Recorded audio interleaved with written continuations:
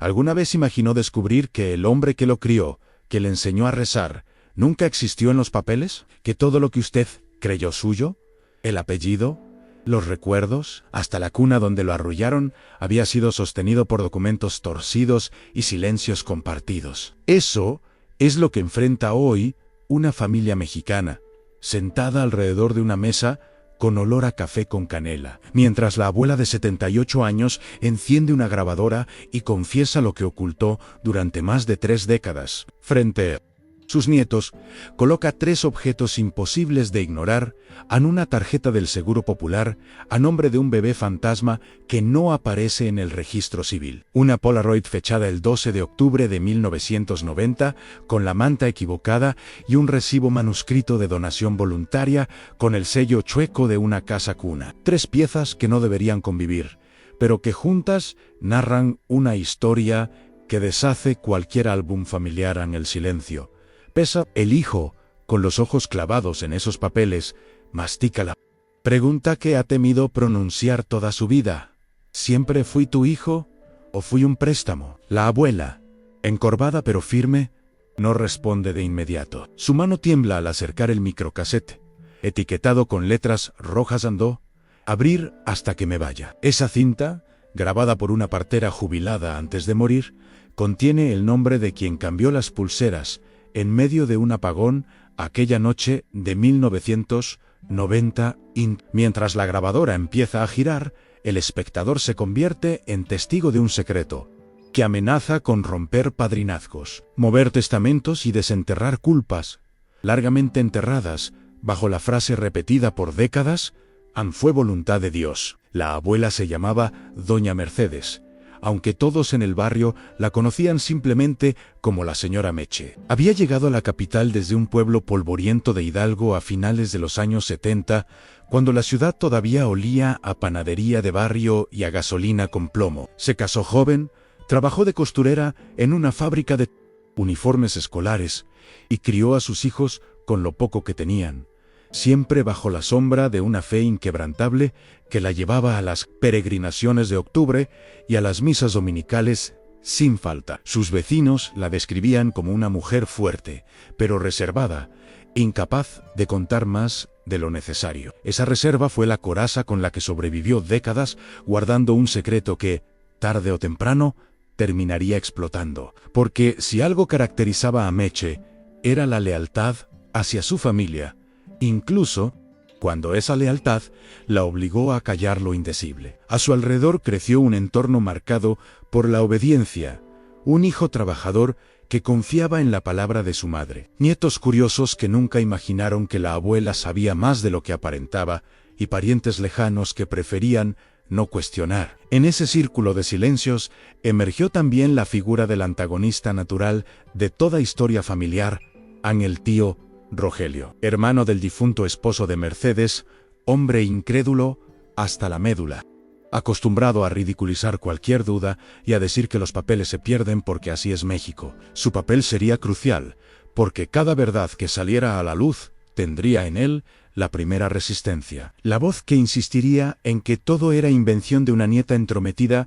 con demasiadas horas frente a la computadora y poca devoción por la tradición. El día de la revelación, ese antagonismo se notaba en cada gesto. Rogelio llegó a la casa con el ceño fruncido, criticando desde el mantel, floreado hasta la grabadora vieja colocada en el centro de la mesa. «¿Otra vez con tus historias, Meche?», lanzó con sorna, mientras los nietos bajaban la mirada para evitar una discusión que ya conocían de memoria. Pero esa vez la tensión era distinta. Sobre el hule brillante reposaban pruebas que ningún sarcasmo podía borrar: la tarjeta del Seguro Popular con un nombre inexistente en el registro civil, el recibo chueco de una casa cuna que ni siquiera aparecía en directorios oficiales, y la Polaroid que mostraba un recién nacido envuelto en una manta que no correspondía al hospital indicado en el acta de nacimiento. Todo estaba ahí, tangible, imposible de rebatir con frases hechas. Rogelio intentó reír, pero la risa se le quebró cuando la nieta encendió la laptop y mostró el resultado del ADN ANA 999%, de coincidencia con una familia de Veracruz que jamás había tenido contacto con ellos. Ese documento, frío y digital, era la grieta definitiva en el muro de incredulidad. En ese instante, la sala entera comprendió que ya no se trataba de rumores ni de papeles extraviados. Estaban frente a una verdad que llevaba 33 años esperando salir, y que ahora pedía ser escuchada, aunque destrozara todo a su paso. La grabadora, con su luz roja parpadeando, parecía un testigo silencioso de toda la escena. Cuando la abuela Mercedes la encendió, el chirrido inicial de la cinta rompió el aire espeso del comedor. Todos los presentes se inclinaron hacia adelante, como si en ese microcassette estuviera guardada la llave de su propia identidad. La voz que salió era áspera, frágil, y llevaba consigo el peso de los años. Era la partera jubilada que había ayudado en decenas de nacimientos en los barrios periféricos de la ciudad. Una mujer cuya memoria había sido relegada al olvido, pero que había decidido dejar un registro antes de morir. No sé cuánto tiempo me quede, por eso lo digo ahora. Comenzaba el audio. Seguido de un relato escalofriante, mencionaba el apagón de la madrugada del 12 de octubre de 1990, la confusión en los pasillos del hospital, las cunas improvisadas con mantas prestadas y la presencia de un funcionario del DIF que, según ella, pidió acomodar la situación para una pareja que no podía tener hijos. Con voz temblorosa, nombró a quienes estuvieron presentes y señaló que una pulsera de identificación fue cambiada deliberadamente. En la sala, el silencio era absoluto. Hasta el tío Rogelio, acostumbrado a burlarse de todo, mantenía la mirada fija en la mesa, incapaz de articular palabra. La abuela lloraba en silencio, con las manos entrelazadas sobre el regazo, porque sabía que esa grabación confirmaba lo que había cargado como un peso insoportable durante más de 3 décadas, que el hijo que crió como propio había sido entregado en un trueque disfrazado de devoción y necesidad. Las reacciones de la familia fueron un mosaico de emociones contradictorias. La nieta Mayo R.C.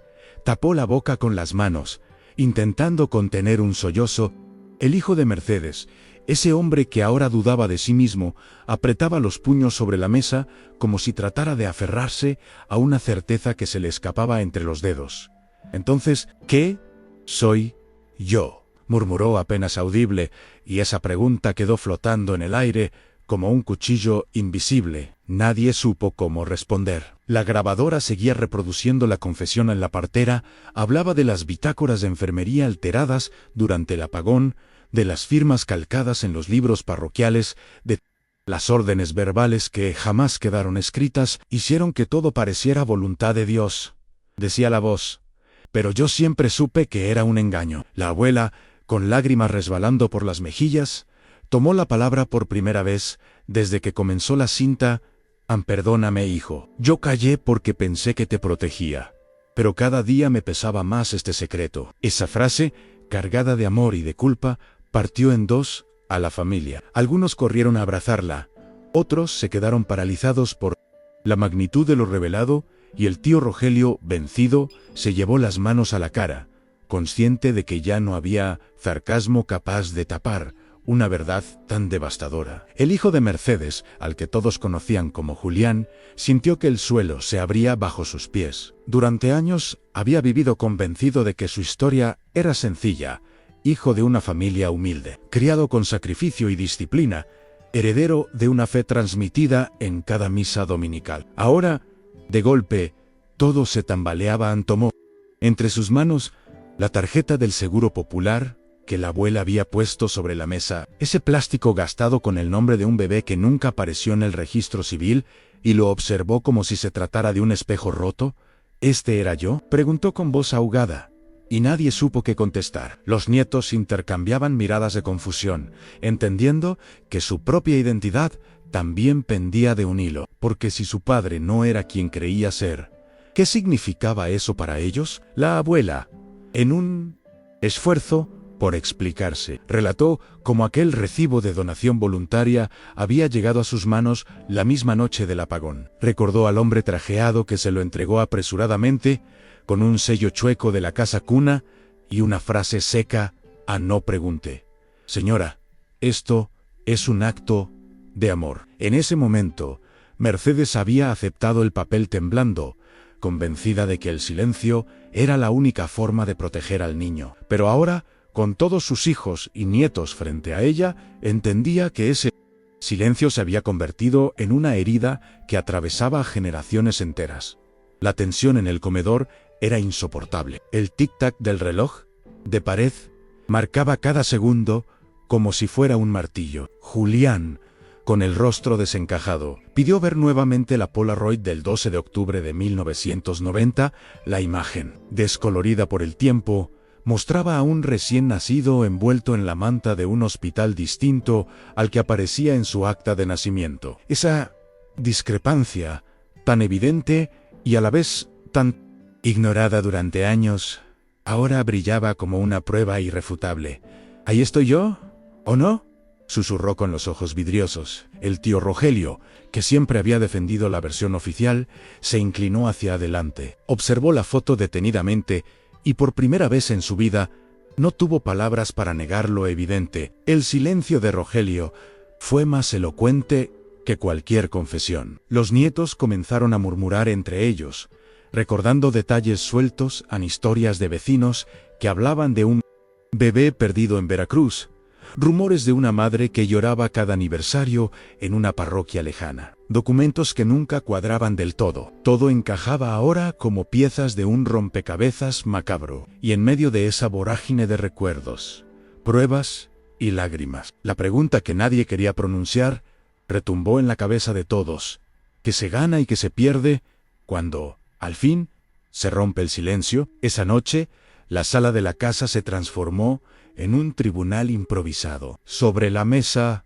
de hule floreado estaban apiladas todas las pruebas en la tarjeta del Seguro Popular, la Polaroid, el recibo de donación voluntaria, el microcasete y hasta copias impresas del resultado del ADN en cada objeto. Parecía iluminarse bajo la lámpara amarillenta, exigiendo ser escuchado. Los nietos, con sus celulares en la mano, comenzaron a fotografiar todo, como si temieran que esas piezas se desvanecieran de un momento a otro. Julián permanecía sentado, inmóvil, observando en silencio los documentos que ponían en duda cada recuerdo de su vida. La abuela, con voz quebrada, explicó que durante años intentó confesar lo ocurrido, pero siempre se detenía ante el miedo, al miedo a que los llamaran delincuentes, a que los vecinos los señalaran, a que la familia se fracturara para siempre. Yo pensaba que callar era protegerlos, dijo, con lágrimas deslizándose lentamente por sus mejillas arrugadas. En ese momento, los nietos comprendieron que no solo estaban descubriendo un secreto familiar, estaban frente a la pesada herencia de un sistema lleno de irregularidades, donde los documentos oficiales podían torcerse con una máquina de escribir y un sello mal puesto. Y lo más doloroso era reconocer que ese silencio, mantenido en nombre del amor, había creado una herida tan profunda como el engaño mismo. Rogelio, el tío incrédulo, intentó recuperar fuerzas y lanzó un último argumento, casi como un manotazo de ahogado. Todo esto puede ser una coincidencia. Los papeles se pierden, las fotos se mezclan y esas pruebas de ADN no son infalibles, afirmó con voz temblorosa. Pero la nieta Mayo, R., lo interrumpió mostrando en su celular un correo electrónico oficial de la empresa genética. Coincidencia del 999% con una familia de Veracruz, cuyos integrantes también habían subido sus datos en busca de un hijo perdido. El peso de esa evidencia derrumbó cualquier duda. Rogelio se hundió en la silla, derrotado, murmurando algo ininteligible. Julián, al verlo, comprendió que ni siquiera el más escéptico podía seguir negando la realidad. La familia entera guardó silencio durante varios minutos, solo interrumpido por el zumbido del ventilador y el crujido de las sillas de madera. Afuera, los perros ladraban en la calle, como si también presintieran que algo irreversible había ocurrido dentro de aquella casa. Era el inicio de una tormenta emocional que ya nadie podía detener, y cada uno entendía que lo siguiente sería decidir cómo enfrentar la verdad, con perdón y búsqueda de justicia, con la tentación de seguir enterrándola bajo la costumbre de callar. El amanecer sorprendió a todos aún sentados en la misma sala, rodeados de papeles, fotos y tazas vacías de café recalentado. Nadie había dormido. La nieta menor, Con voz tímida, preguntó lo que todos evitaban.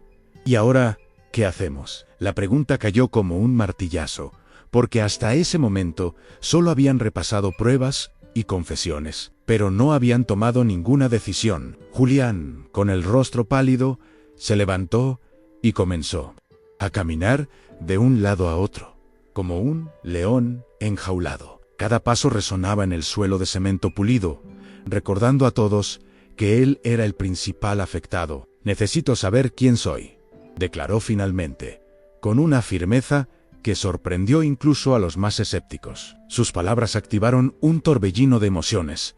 Algunos nietos apoyaron la idea de buscar de inmediato a la familia de Veracruz. Otros, en cambio, temían las consecuencias legales, las disputas de herencias y el escándalo en la comunidad. La abuela, agotada por la noche de confesiones, solo alcanzó a murmurar la verdad: siempre encuentra el camino. Aunque nos rompa, en esa frase quedó resumida la encrucijada: ¿han seguir guardando silencio para preservar una paz aparente o arriesgarlo todo para abrazar la verdad? Y el reloj, con su tic-tac implacable, parecía recordarles que no podían posponer esa decisión mucho tiempo más.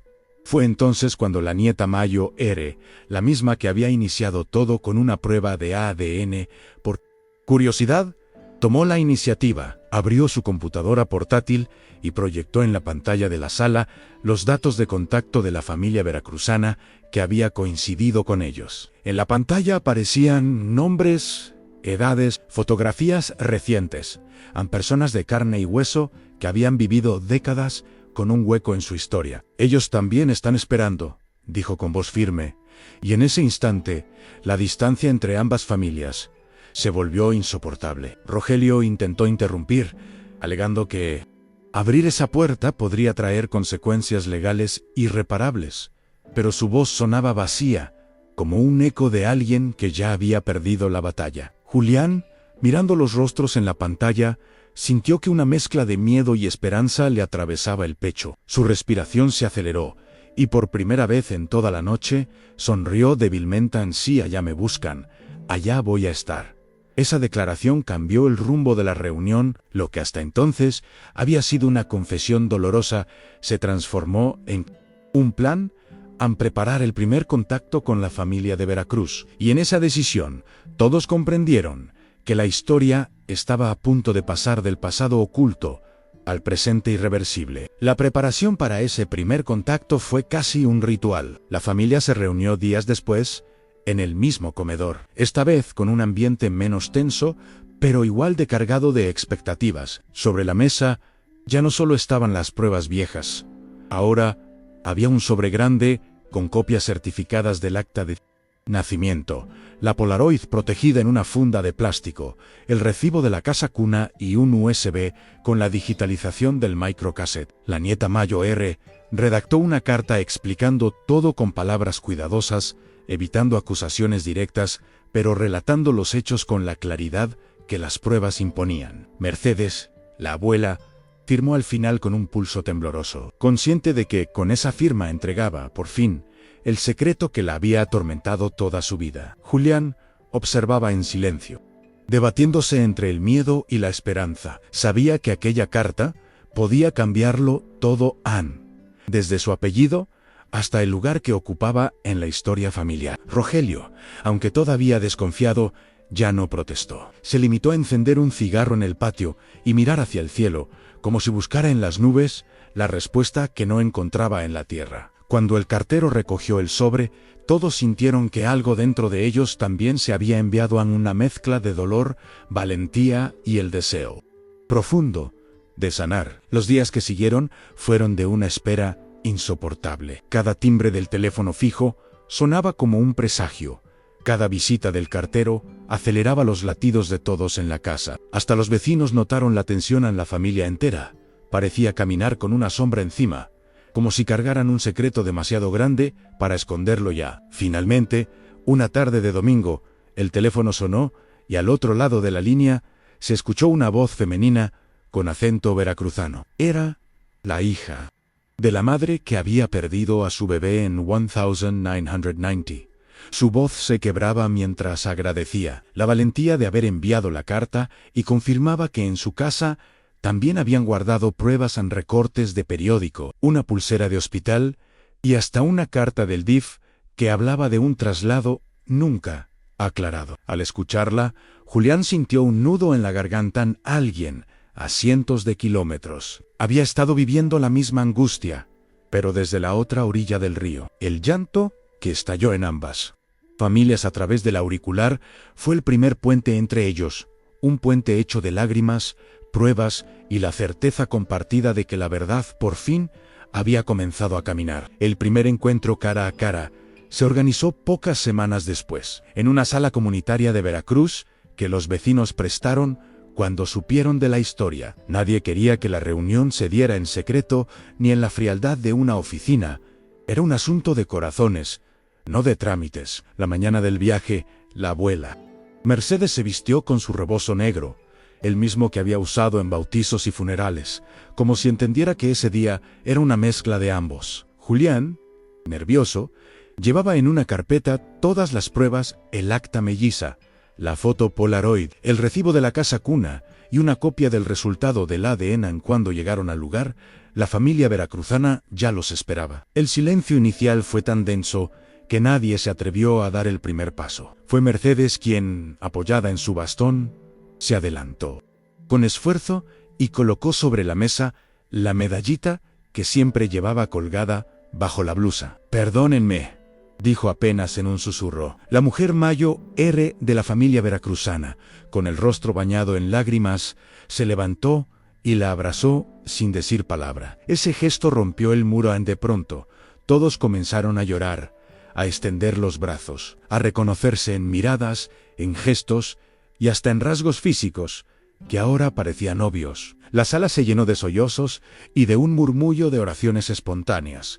Nadie hablaba de culpables ni de reproches. En ese instante, lo único que importaba era que dos familias, separadas por 3 décadas de silencio, volvían a encontrarse frente a frente. Las horas siguientes fueron un torbellino de emociones. Las familias intercambiaron documentos, fotografías antiguas y recuerdos que parecían piezas complementarias de un mismo rompecabezas. Julián se sentó frente a la mujer que podría haber sido su madre biológica, y aunque ninguno de los dos encontraba palabras, sus ojos hablaban por ellos, un mar de preguntas, de años perdidos, pero también de alivio por, al fin, conocerse. Los nietos de Mercedes jugaron con los nietos veracruzanos como si fueran primos de toda la vida, derrumbando en minutos la barrera que los adultos habían construido durante décadas. En un rincón, Rogelio observaba en silencio, con los ojos rojos. Incapaz de negar lo que tenía frente a sí por primera vez en mucho tiempo, no se escucharon sus burlas ni sus negativas. Solo un suspiro profundo que parecía pedir disculpas sin pronunciar la palabra. La abuela Mercedes, agotada pero con el rostro iluminado, susurró en Dios: «No lo quiso así, nosotros lo hicimos, y por eso nos toca reparar». Y en esa frase quedó resumida la esencia del encuentro.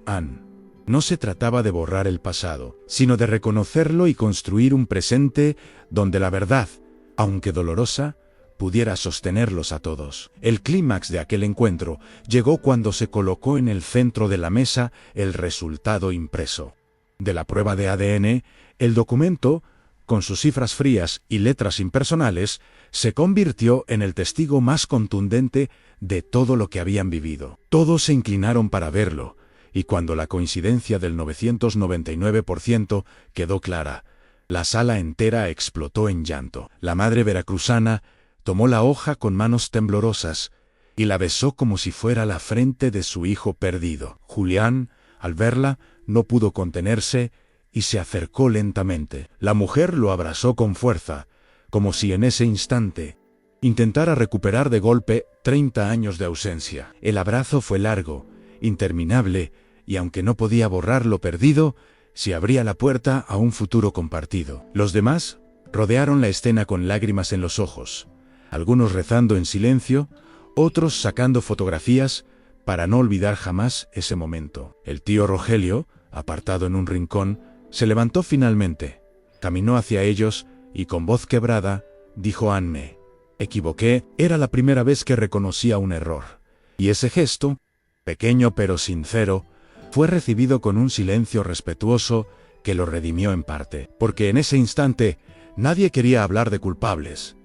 Todos eran víctimas de un sistema corrupto y de un silencio impuesto en nombre del amor. Tras el abrazo, llegó el momento de hablar del futuro. Nadie quería que el encuentro quedara en un simple gesto emotivo, sin continuidad. Decidieron organizar una misa conjunta, no para tapar lo ocurrido, sino para darle un sentido espiritual al reencuentro. La fecha se fijó en el aniversario de la romería donde todo había comenzado, como un acto simbólico de transformar el dolor en memoria compartida. También acordaron iniciar un proceso en el registro civil para corregir los documentos, aunque sabían que sería largo y lleno de obstáculos burocráticos. Julián, con voz firme, declaró que no buscaba cambiar de apellido ni borrar la vida que había tenido con Mercedes, pero sí quería honrar la verdad, reconocer a la familia veracruzana y construir un puente real entre ambos mundos. Los nietos, entusiasmados,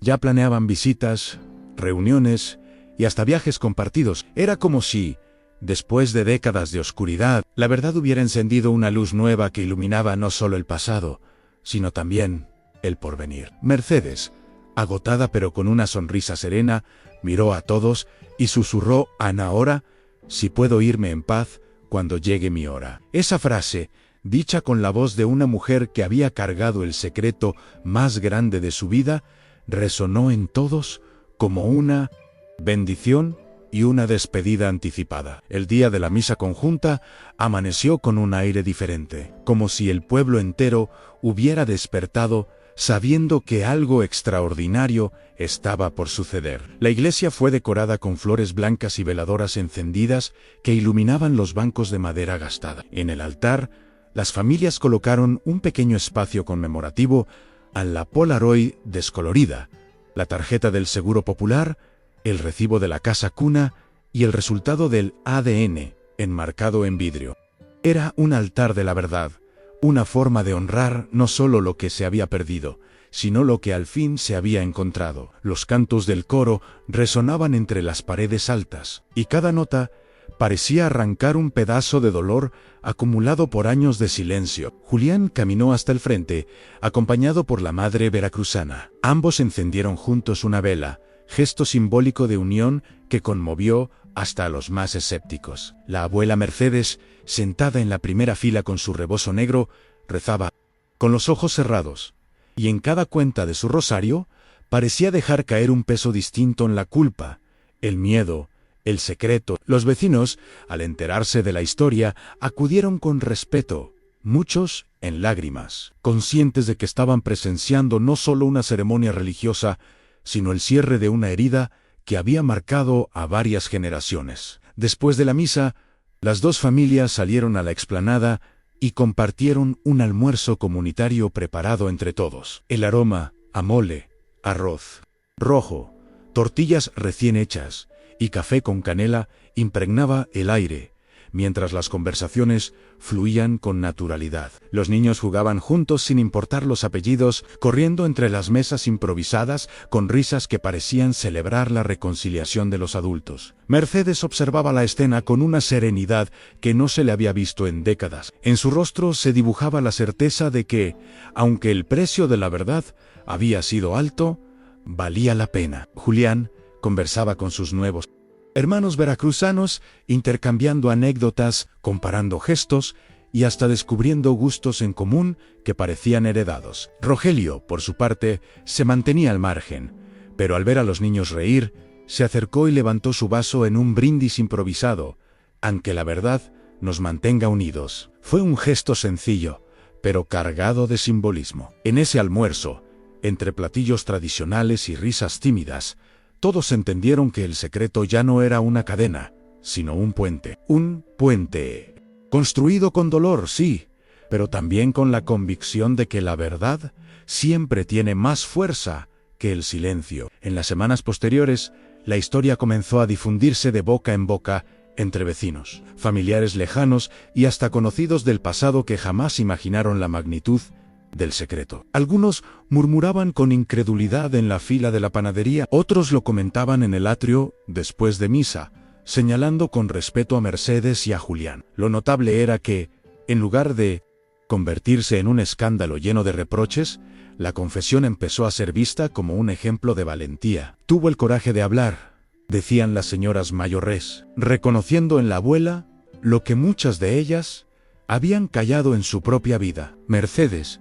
aunque ya debilitada, aceptaba esas palabras con humildad, recordando que había tardado casi 3 décadas en dar ese paso. Los nietos, motivados por lo ocurrido, comenzaron a escribir un cuaderno colectivo donde registraban cada detalle de la investigación, los documentos encontrados, las llamadas telefónicas y las emociones vividas en el proceso. Querían que la historia no se perdiera, que quedara como un legado para quienes vinieran después. En ese diario, más que pruebas, quedaban plasmadas las lecciones aunque el silencio no cura, que la fe mal entendida puede convertirse en cadena, y que incluso los errores más grandes pueden redimirse con la verdad. La abuela, consciente de que sus días estaban contados, pidió un último deseo: que en su tumba no colocaran flores de plástico ni coronas costosas, sino la medallita de San Judas y una copia del acta corregida, como símbolo de la verdad recuperada. No quiero que me recuerden por lo que callé,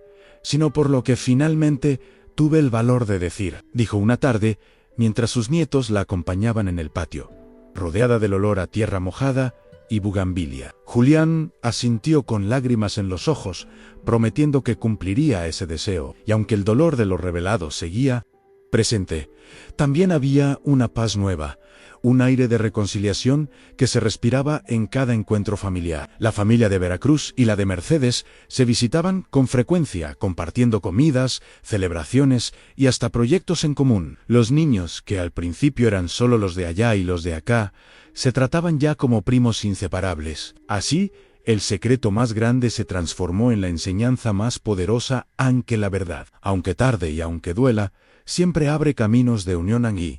En esa certeza, Mercedes encontró la tranquilidad de dejar el mundo con la conciencia aliviada y el corazón en paz. Si esta historia lo conmovió, le invito a detenerse un momento y pensar en lo que significa la memoria familiar. ¿Cuántos secretos pueden estar todavía guardados en libretas viejas, en fotos descoloridas o en cajas de documentos escondidas en los closets de nuestras abuelas? Recuperarlos no es abrir heridas por morbo, sino rescatar la dignidad de quienes vivieron antes que nosotros. A la verdad de Mercedes y Julián nos recuerda que el silencio puede sostener una mentira durante décadas, pero basta un acto de valentía para iluminar generaciones completas. Por eso le animamos a suscribirse a este canal. Aquí seguimos contando relatos que honran a nuestras familias, que nos invitan a reflexionar sobre nuestras raíces y que nos ayudan a comprender que nunca es tarde para encontrar la verdad. Al suscribirse, usted no solo apoya este espacio, sino que también se une a una comunidad que cree en la importancia de escuchar la voz de nuestros mayores y de no dejar que su memoria se pierda en el olvido. También le pedimos que nos regale un me gusta si esta narración tocó su corazón, que comparta este video con sus seres queridos y que active la campanita de notificaciones para no perderse nuestras próximas historias. Al hacerlo, usted se convierte en parte de una misión colectiva: rescatar las confesiones que durante años se guardaron en silencio y transformarlas en lecciones de vida. Porque, al final, lo que realmente se gana cuando se rompe el silencio no son solo respuestas, sino la posibilidad de reconciliarnos con el pasado y de construir un futuro más honesto para quienes vienen detrás. La memoria no se hereda automáticamente, se construye palabra por palabra, documento por documento, verdad por verdad. Y en cada una de estas historias, como la de Mercedes, hay una oportunidad de aprender, de sanar y de unir. No deje que se apague esta llama. Acompáñenos en los próximos relatos y ayúdenos a mantener viva la voz de quienes, con valentía, decidieron hablar.